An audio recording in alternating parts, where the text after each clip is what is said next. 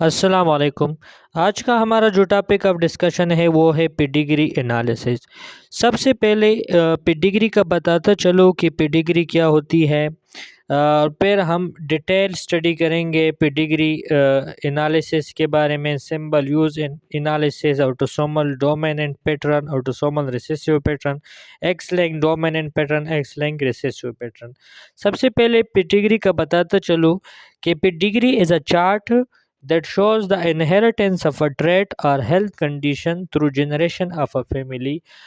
और ये भी बता सकते हैं कि pedigree shows the relationship among family members and indicates which individuals have a trait of interest। जो भी कोई हम ट्रेट ऑफ इंटरेस्ट को लोकेट कर रहे होते हैं तो हम पेडिग्री को स्टडी करते हैं, किसी भी फैमिली की पेडिग्री को स्टडी करते हैं। और दूसरी बात ये है कि अगर पेडिग्री वो होती है कि फैमिली की हेल्थ कंडीशन को स्टडी करना हो या फिर इनहेरिटेंस ऑफ अ ट्रेट को स्टडी करना हो तो हम चार्ट को स्टडी करेंगे या फिर चार्ट बनाएंगे किसी भी फैमिली के लिए, तो वो उस फैमिली का पेडिग्री हो गया। अब पेडिग्री एनालिसिस के ज़रिए हम पेडिग्री बनाते हैं। लेक्चर आउटकम क्या होगा? After watching this and listening this lecture, student will learn about the family tree pedigree analysis. Family tree के बारे में स्टूडेंट इन्फॉर्म हो जाएंगे और पेडिग्री एनालिसिस की जो प्रोसेस होती है, जो टेक्निक होती है, उसके बारे में लोगों को, इन स्टूडेंट को वो मालूमात हासिल हो जाएगा। तो सबसे पहले पेडिग्री एनालिसिस एक टेक्निक होती है जो हम किसी भी पर्टिकुलर कैरेक्टरिस्टिक्स को देखने के लिए हम इस्तेमाल करते हैं। किसके अंदर, किसी भी फैमिली के अंदर जो वो ट्रेट जो होता है उसको स्टडी करने के लिए हम इसको इस्तेमाल करते हैं over a number of generation. यानी 3 जनरेशन के बेस पे हम पेडिग्री को स्टडी करेंगे या फिर नंबर ऑफ जनरेशन के बेस पे हम इसको स्टडी करेंगे। A technique of looking through a family tree for the occurrence of a particular characteristics in one family over a number of generation। एक फैमिली में over a number of generation तक किसी भी particular trait को study करना हो तो हम पेडिग्री एनालिसिस करते हैं।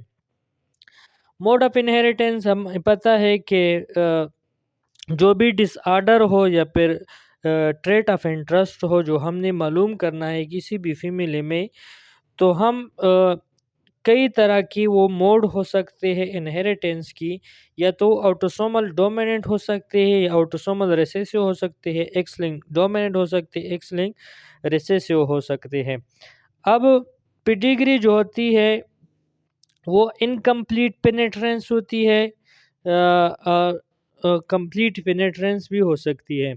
इनकम्प्लीट पेनिट्रेंस क्या होती है? Describe the situation where a proportion of a population with a particular genotype does not show the expected phenotype. अच्छा, अब किसी भी पॉपुलेशन में जीनोटाइपिक रेशियो जो हमें पर्टिकुलर ट्रेट की मालूम करनी है वो तो मौजूद है, लेकिन फिनोटिपिकली वो शो नहीं हो रहा होता है 100%। यानी शो तो होता है लेकिन 100% वो शो नहीं हो रहा है, बाद में वो स्किप हो जाते हैं, तो हम इसको इनकम्प्लीट पेनिट्रेंस कहते हैं।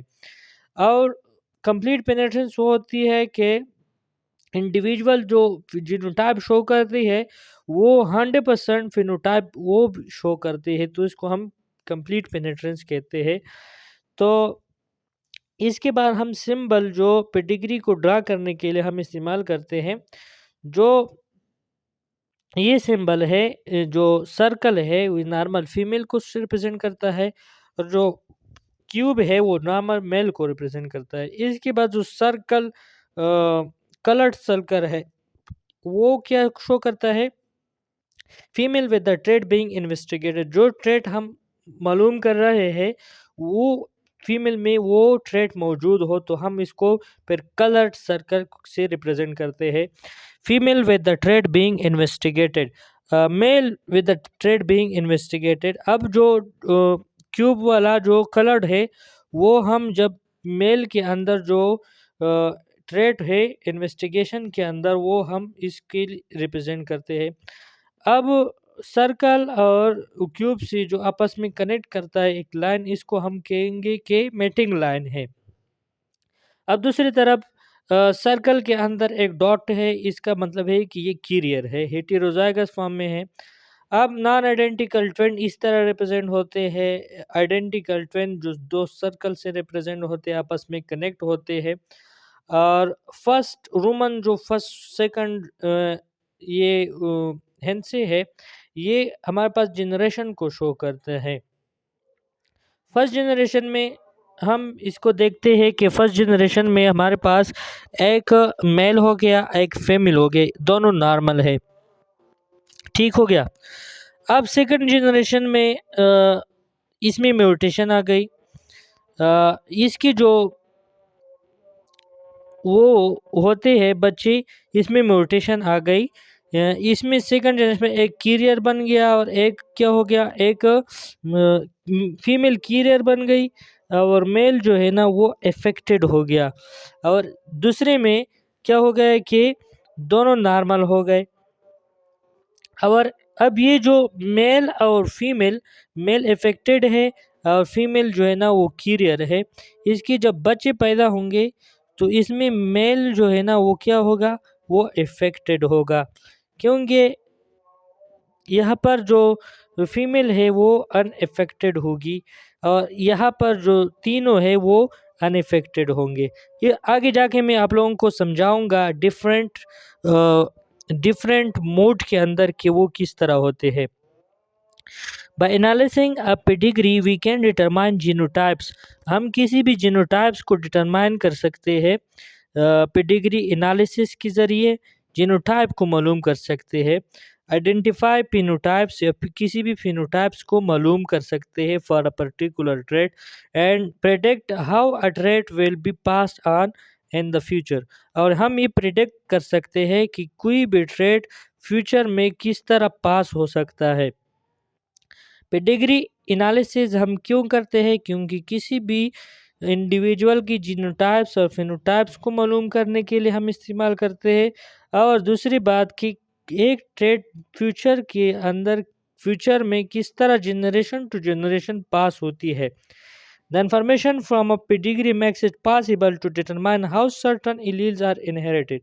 जो इन्फॉर्मेशन हमारे पेडिग्री के अंदर होती है वो ये पॉसिबल बनाती है कि किस तरह सर्टन एलील जो है वो इनहेरिट हो जाते हैं from one generation to the next generation, whether they are dominant, recessive और ऑटोसोमल और सेक्स लिंक्ड।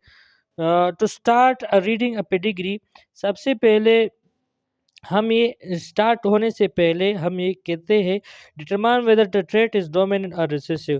पहले जो पर्टिकुलर ट्रेट के लिए हम जो पेडिग्री का स्टडी करते हैं वो ट्रेट हमने स्टडी करना है कि आया वो डोमिनेंट है या फिर रिसेसिव है। If the trait is dominant one of the parent must have the trait. अगर ट्रेट जो है ना वो डोमिनेंट है तो एक पेरेंट में से खामखा एक उसका ये ट्रेट खामखा लाजमी होगा। Dominant trait will not skip a generation. इसमें ये है कि डोमिनेंट में हमारे पास कोई भी जनरेशन स्किप नहीं हो जाती, क्योंकि यहाँ पर कैरियर का कंसेप्ट नहीं है। If the trait is recessive, अगर ट्रेट रिसेसिव है, neither parent is required to have the trait since they can be heterozygous. अब इसमें ये ज़रूरी नहीं है कि ये क्या हो, ये डिफेक्टिव हो या फिर ट्रेट खामखा उन पेरेंट के अंदर हो। पेरेंट नॉर्मल होंगे लेकिन जब वो बच्चों में मुंतकिल हो जाएंगे तो वो फिर रिसेसिव फॉर्म में आ जाएंगे, बहुत होमोजाइगस फॉर्म में आ जाएंगे तो वो फिर एक्सप्रेस हो जाएंगे, क्योंकि होमोजाइगस रिसेसिव हेटेरोजाइगस में शो नहीं होता है, होमोजाइगस में शो होता है। तो इस वजह से अगर पेरेंट नॉर्मल भी हो तो बच्चों में फिर भी वो ट्रेट शो होगी। इसके अंदर जो दूसरी बात है, determine if the chart shows in autosomal और सेक्स लिंक्ड ट्रेट। अब इसमें ये भी देखना है कि चार्ट जो है वो ऑटोसोमल बेस पे हम स्टडी करते हैं या फिर एक्स लिंक्ड के बेस पे हम स्टडी, वो ट्रेट जो या तो ऑटोसोम के ऊपर होगा या फिर एक्स लिंक्ड जो क्रोमोसोम है उसके ऊपर होगा। हमने ये भी मालूम करना है। सबसे पहले हमने ये मालूम की कि वो जो ट्रेट थी वो डोमिनेंट थी या फिर रिसेसिव थी। दूसरी बात ये थी कि जो ट्रेट है वो ऑटोसोमल क्रोमोसोम पर है या फिर एक्स क्रोमोसोम पर है। तो इसके लिए हम क्या करेंगे, for example in the X link recessive traits, जब जिस तरह हमें पता है कि एक्स लिंक रिसेसिव ट्रेट्स में males are much more commonly affected than female. Male जो है वो much more commonly affected in female. Males बहुत ज़्यादा अफेक्टेड होते हैं क्योंकि एक्स लिंक में, जब एक्स लिंक रिसेसिव हो तो अगर मेल में एक ही एक्स भी आ जाए तो वो सिम्टम शो करेगा, क्योंकि मेल के अंदर एक ही एक्स क्रोमोसोम होता है, फीमेल के अंदर दो क्रोमोसोम होते हैं। तो फीमेल के लिए दो चाहिए करेक्टर को शो करने के लिए, और मेल के लिए सिर्फ एक ही काफ़ी है करेक्टर को शो करने के लिए। इन ऑटोसोमल ट्रेट में both male and female are equally likely to be affected. जबकि ऑटोसोमल ट्रेट में इस तरह नहीं होता है, बोथ या तो मेल हो या तो फीमेल हो, वो इक्वली वो अफेक्टेड हो गए, क्योंकि हमारे पास ऑटोसोम तो सेम होते हैं लेकिन एक्स लिंक जो है ना हेटेरोगेमेटिक सिस्टम है, क्योंकि हमारे पास एक्स को मेल में हमारे पास 1 एक्स क्रोमोसोम होता है और फीमेल में 2 एक्स क्रोमोसोम होते हैं। तो ये दोनों चीज़ें हमने डिटरमाइन करने हैं पेडिग्री को रीडिंग करने से पहले। तो अब जाते हैं ऑटोसोमल डोमिनेंस पैटर्न के ऊपर कि ऑटोसोमल डोमिनेंस पैटर्न क्या होती है। अ, देखिए, मैंने बताया था कि 4 चीज़ें होंगे पेडिग्री के अंदर कि उनको स्टडी करना, उसको मालूम करना है कि आया ये जो कैरेक्टर है ये पे ऑटोसोमल डोमिनेंट पैटर्न है, ऑटोसोमल रिसेसिव है, एक्स लिंक्ड डोमिनेंट है या एक्स लिंक्ड रिसेसिव है। इसको पहले मालूम करना होगा। फिर दूसरी बात ये है कि ये भी सब चीज़ें मालूम करना हो, ये रिसेसिव है या डोमिनेंट है, ऑटोसोमल है या फिर सेक एक्स लिंक है, ये दोनों चीज़ें हमने मालूम करनी है। अब पेडिग्री को स्टडी करने के लिए तो हम किस तरह मालूम करेंगे, let's get it. An idealized pattern of inheritance of an autosomal dominant trait include the following features. Autosomal dominance trait के लिए जो आइडियलाइज फीचर होते हैं वो नीचे दी गए हैं कि अगर ये फीचर इनमें हो तो वो ऑटोसोमल डोमिनेंट पैटर्न शो करेगा। सबसे पहले, both male and female can be affected. Autosomal dominance में ये होता है कि मेल और फीमेल दोनों इफेक्टेड होते हैं, क्योंकि ऑटोसोमल डोमिनेंस में एक ही कापी वो डोमिनेंट होती है दूसरे के ऊपर। तो अगर एक कापी भी वो हो तो फिर वो शो करेगा। और दूसरी बात ये है कि हमारे पास ऑटोसोम जो है वो एक ही जैसे होते हैं, ना तो मुख्तलिफ होते हैं, एक में और मेल और फीमेल में एक ही जैसे होते हैं। तो इस वजह से वो दोनों में एक ही निस्बत वो शो करेगा। All affected individual have at least one affected parents.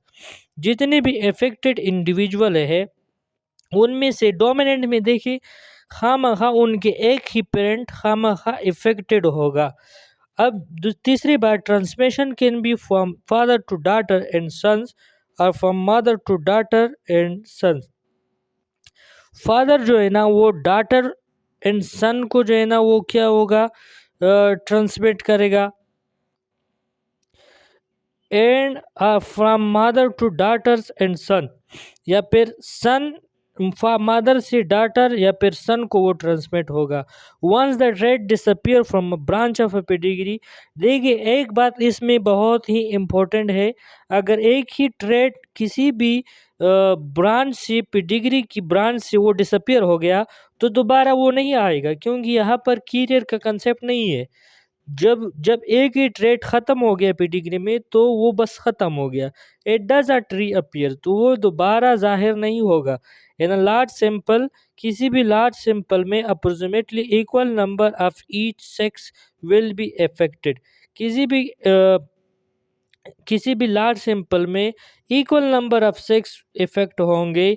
ऐसा नहीं होता है कि मेल ज़्यादा इफेक्ट होंगे एज कम्पेयर टू फीमेल, दोनों एक ही तनासब से क्या होंगे, वो इफेक्टेड होंगे, क्योंकि डोमिनेंट है और वो भी ऑटोसोमल है।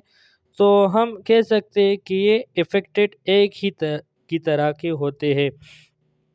इसमें जो डिजीज़ है, जो ऑटोसोमल डोमिनेंट्स पैटर्न को वो शो करते हैं, वो सबसे पहले हंटिंगटन डिजीज़ है, एकेंड्रोप्लेसिया है, a form of dwarfism, familial form of Alzheimer disease, defective enamel of the teeth,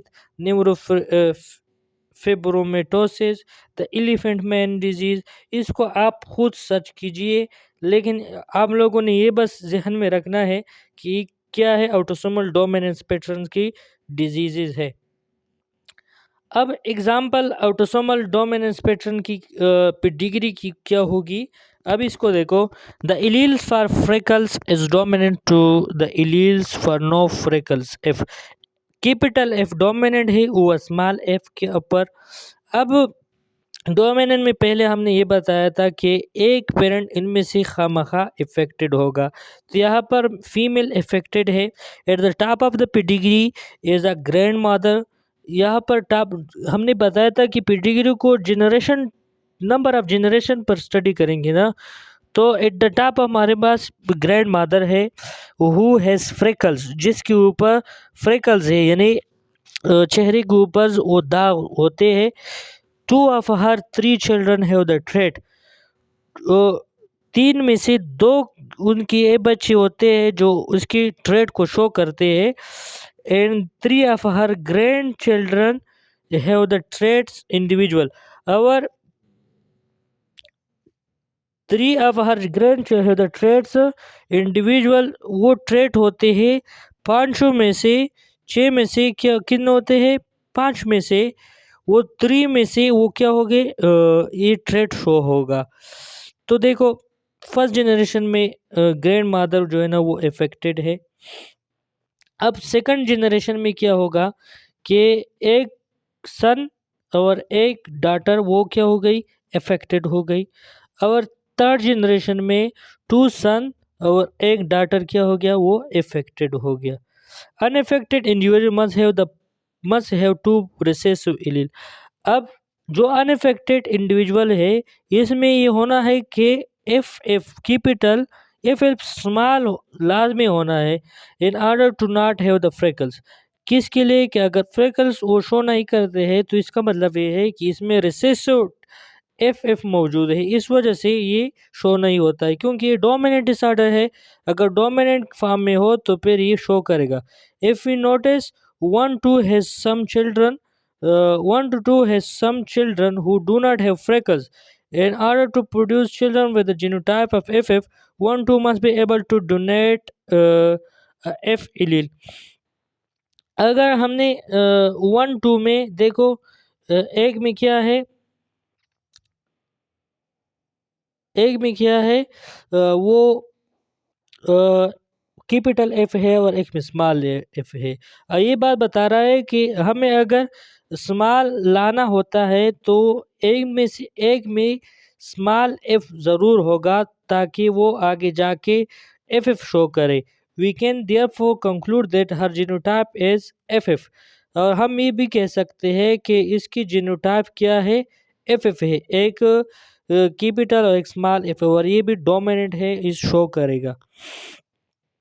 अब ये जो ग्रैंड मादर है इसके बारे में बता रहा है कि ये रिसेसिव नहीं होगा, क्योंकि रिसेसिव के अंदर हमारे पास क्या होता है, ये शो नहीं होगा। ये खामा खा वन कैपिटल एफ होगा ताकि ये डिसऑर्डर शो हो सके। अब ऑटोसोमल रिसेसिव पैटर्न के ऊपर आते हैं कि अगर एक डिजीज़ ऑटोसोमल रिसेसिव हो तो वो किस तरह होगी। An idealized pattern of inheritance of an autosomal recessive traits include the following features. Autosomal recessive में ऐसा होगा, both male and female can be affected. Both male and female दोनों affected होंगे। Two unaffected parents can have an affected child. Autosomal में ऐसा होता है कि ये तो रेसेसिव होते हैं, रेसेसिव होमोजाइगस फॉर्म में ये शो करेंगे। तो ऐसा होता है कि अगर दो अनइफेक्टेड पेरेंट भी हो तो वो फिर आगे जाके वो क्या करेगी, वो इफेक्ट शो करेगी। All the children of two person with the condition must also show the condition. जो all the children of two person, दो पर्सन की जो चिल्ड्रन होते हैं with the condition must also show the condition, वो ज़रूर condition show करेगा। अगर दो इंडिविजुअल है, वो कंडीशन इसमें वो जाहिर है, यानी वो दोनों रिसेसिव फॉर्म में है, तो जितने भी उसके बच्चे पैदा होंगे वो ज़ाहिरी तौर पर वो सारे के सारे क्या होंगे, बीमार होंगे।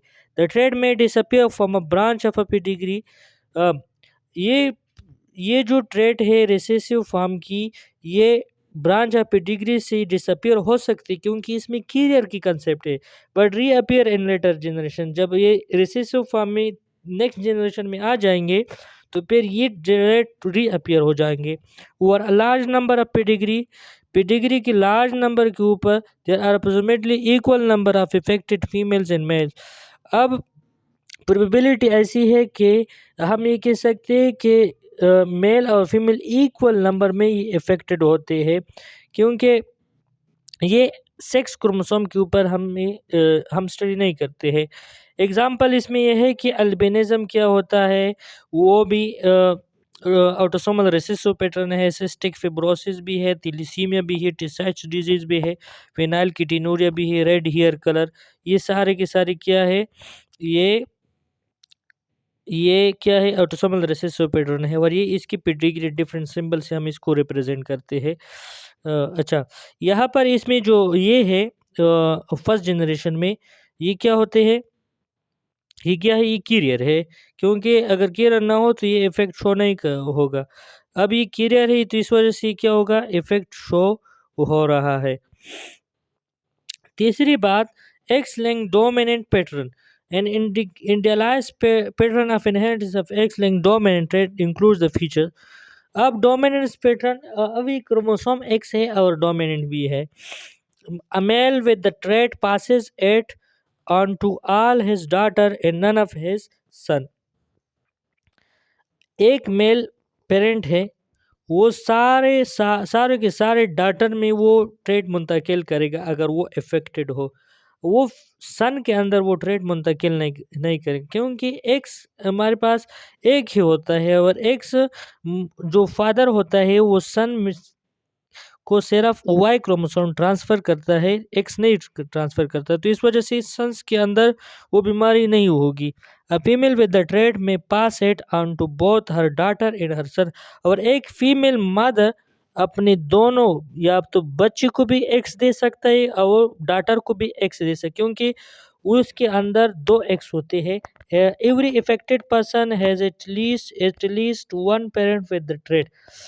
अच्छा, हर इफेक्टेड पर्सन की एक ही पेरेंट खामखा उस ट्रेट का वो ट्रेट शो करेगा, क्योंकि डोमिनेंट है।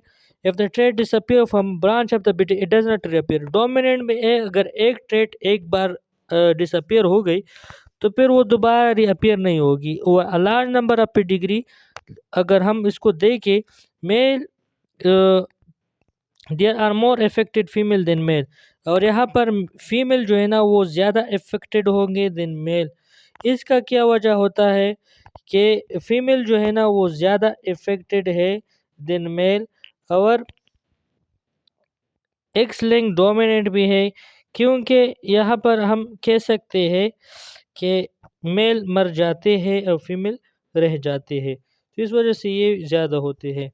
एग्जाम्पल क्या है, विटामिन डी रेजिस्टेंट रेचेट हो गए, incontinentia pigmenti, a rare disorder that result in the death of affected male before birth.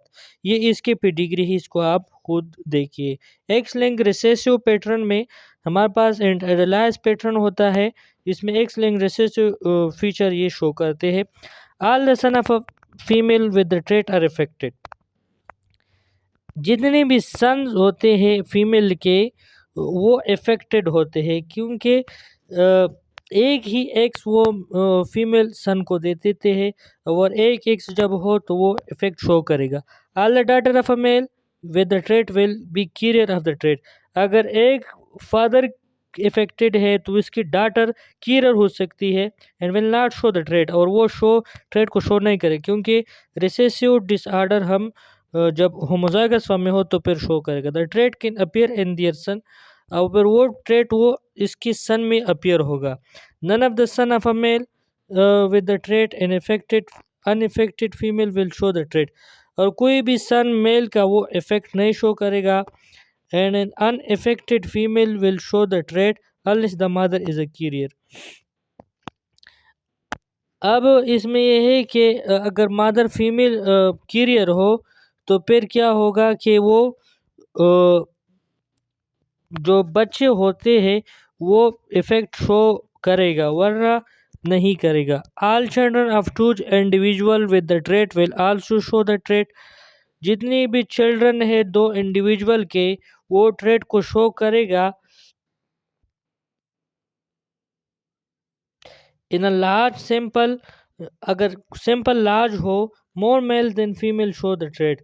Mails के अंदर ये ट्रेट ज़्यादा होगा एज कम्पेयर टू फीमेल, क्योंकि मेल्स के अंदर एक ही को एक्स क्रोमोसोम होता है, फीमेल में दो होते हैं। अब इसकी जो एग्जांपल है, एक्टियोसिस इनहेरिटेड स्किन डिसऑर्डर होता है, one form of red green colour blindness होता है, one form of severe combined immunodeficiency disease होता है, और हेमोफीलिया होता है, fragile X syndrome, Duchenne muscular dystrophy होती है, ल्यूकीनी मस्कुलर डिस्ट्रोफी होती है। अब example of X link recessive pattern है हो गया, ये कीरियर है, इसमें हमारे पास ऊपर जो फर्स्ट जनरेशन में ये उनमें से एक कीरियर होता है, ठीक है। अब इसको खुद पढ़ लीजिएगा, ये भी आसान है। कॉमन मिस्टेक इन मिसकंसेप्शन इसमें ये है, the presence of many affected individual in a family does not always mean that the trait is dominant. अगर किसी भी इंडिविजुअल फैमिली के अंदर इंडिविजुअल अफेक्टेड है, तो इसका ये मतलब नहीं कि ट्रेट डोमिनेंट है। The term dominant recessive refer to the way that the trait is express. Dominant और रिसेसिव टर्म जो है वो सिर्फ इसको जाहिर करते हैं कि किस तरह एक ट्रेट एक्सप्रेस होती है, not by how often it shows up in a family. और हम ये नहीं कह सकते कि अगर फैमिली में किस मिकदार में ये शो होती है, किस फ्रीक्वेंसी के साथ ये शो होती है। In fact all the it is uncommon, ये अनकॉमन होता है। Trait may be recessive but still show up in all generation of pedigree. अब एक ऐसा भी सिचुएशन भी आ सकता है कि एक ट्रेट रिसेसिव हो, फिर भी वो ऑल जनरेशन में वो शो हो रहा होता है। इसमें ऐसा होता है कि दोनों पेरेंट्स जो है वो रिसेसिव होमोजाइगस फॉर्म में होते हैं, और जितने भी जनरेशन है वो भी होमोजाइगस होंगे, और आगे जाके वो भी जनरेशन टू जनरेशन वो सारे रिसेसिव फॉर्म ही शो करेंगे। You may not always be able to determine the genotype of individual based on a pedigree. Pedigree के बेस पर हम हमेशा इन्हें डिटरमाइन नहीं कर सकते किसी भी इंडिविजुअल की जीनोटाइप। वो कैसे? Sometimes in individual can either be homozygous dominant और हेटेरोजाइगस फॉर अ ट्रेट। बाज़ औक़ात एक इंडिविजुअल एक ट्रेट के लिए होमोजाइगस डोमिनेंट होता है, बाज़ औक़ात हेटेरोजाइगस होता है for a trait. And we can use the relation between individual in their parent. हम किसी भी रिलेशनशिप में इंडिविजुअल और पेरेंट्स के दरमियान हम रिलेशनशिप ज़ाहिर करते हैं siblings in offspring to determine genotypes. However, not all carriers are always explicitly indicated in a pedigree. जितने भी तमाम कैरियर है वो एक्सप्लिसिटली पेडिग्री में वो शो नहीं होते हैं, और ना हम कर सकते, and it may be not be possible to determine based on the information provided. और ये भी पॉसिबल नहीं है जो हमारे लिए इंफॉर्मेशन प्रोवाइड हो उसके बेस पे हम इसको पेडिग्री में कैरियर तस्वर कर सके। तो ये था हमारा आज का लेक्चर, होपफुली आपने एंजॉय किया होगा। नेक्स्ट लेक्चर के लिए दीजिए इजाज़त, वसलाम, थैंक यू सो मच।